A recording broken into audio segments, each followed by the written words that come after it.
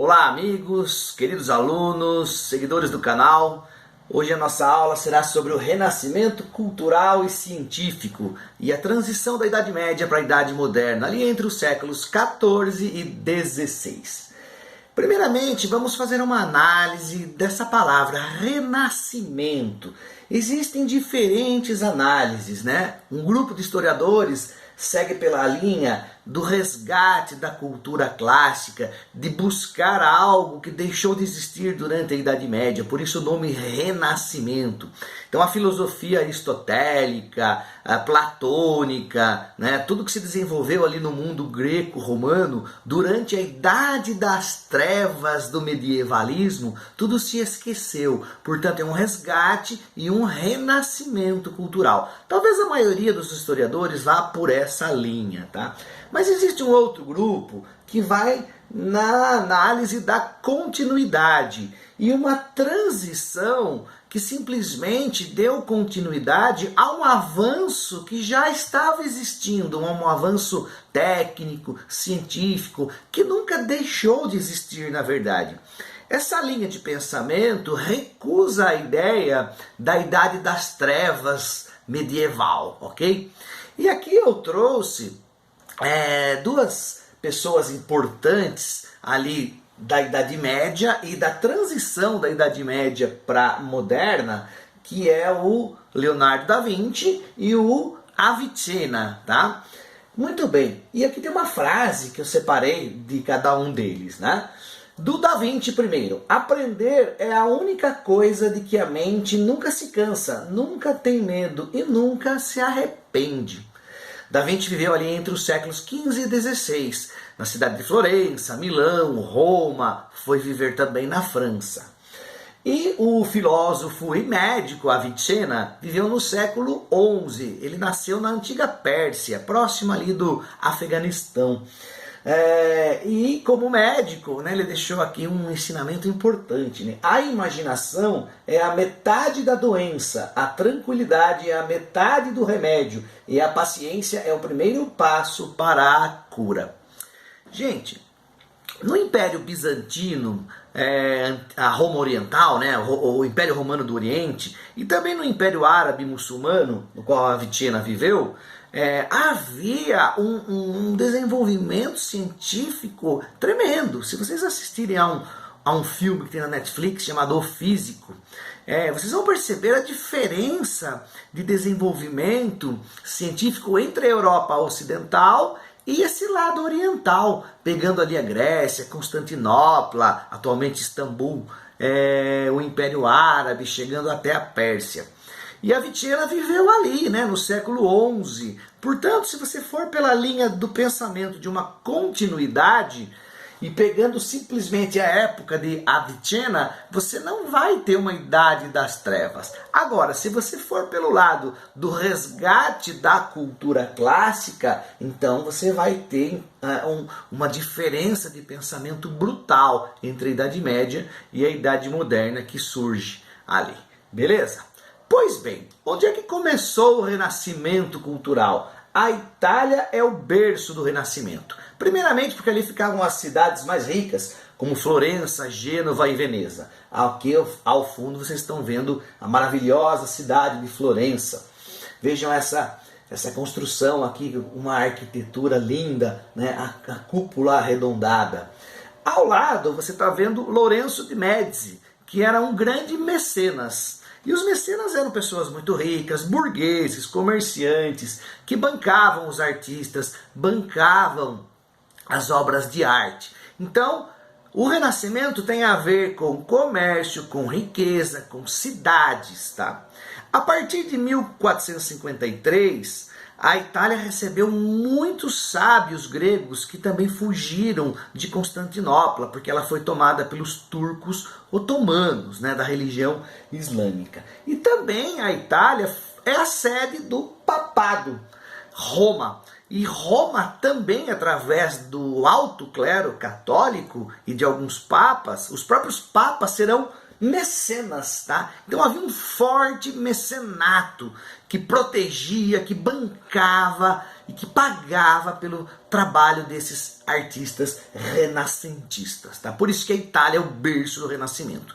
Só que o Renascimento não ficou só na Itália, ele vai se espalhar por toda a Europa, ok? Num segundo momento. Gente, vamos falar um pouco das características desse Renascimento. Vou começar com o universalismo.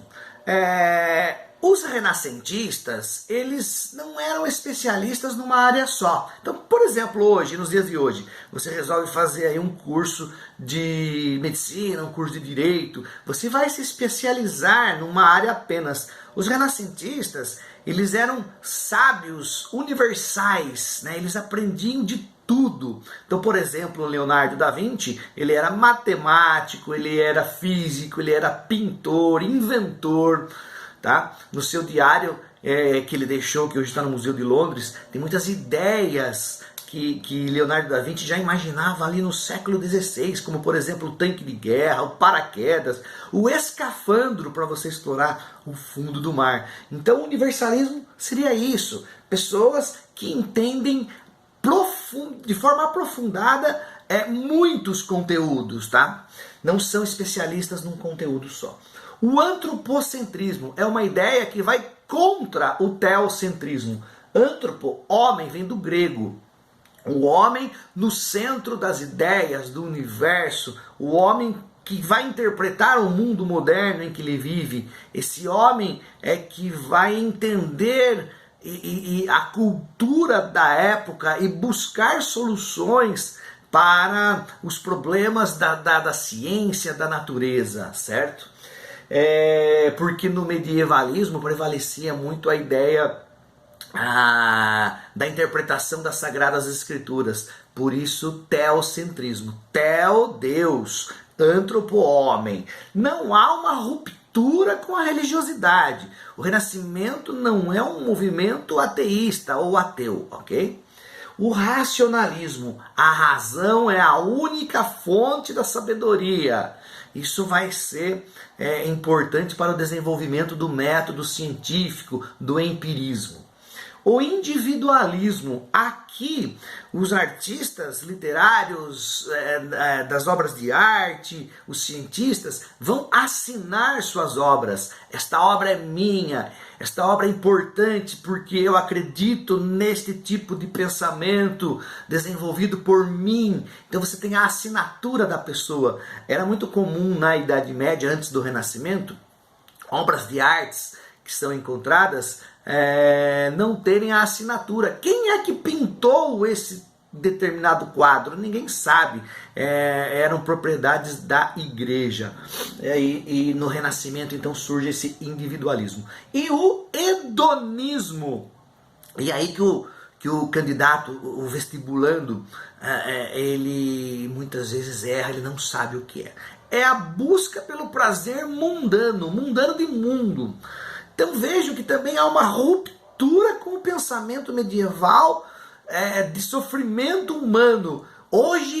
Se hoje sofremos nesta vida, seremos os primeiros a entrar no paraíso e lá teremos uma vida linda e maravilhosa. Não, os renascentistas recusam isso.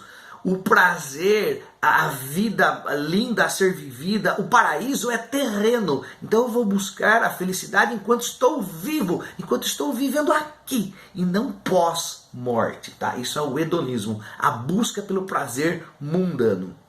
Vamos falar um pouquinho da arte, né? Estamos vendo aqui a Gioconda ou Mona Lisa. Quem é Mona Lisa? Quem é Lisa? Ninguém sabe, né? É o quadro mais famoso de Leonardo da Vinci. Ele ganhou muita fama porque, inclusive, ele foi roubado no ano de 1911 e depois foi encontrado, restaurado. Hoje está no Museu do Louvre. Mas ninguém sabe quem é essa pessoa. O fato é que Leonardo nunca entregou essa obra para quem encomendou. Possivelmente foi um nobre muito rico chamado Giacomo, por isso Gioconda, casado com Lisa, né?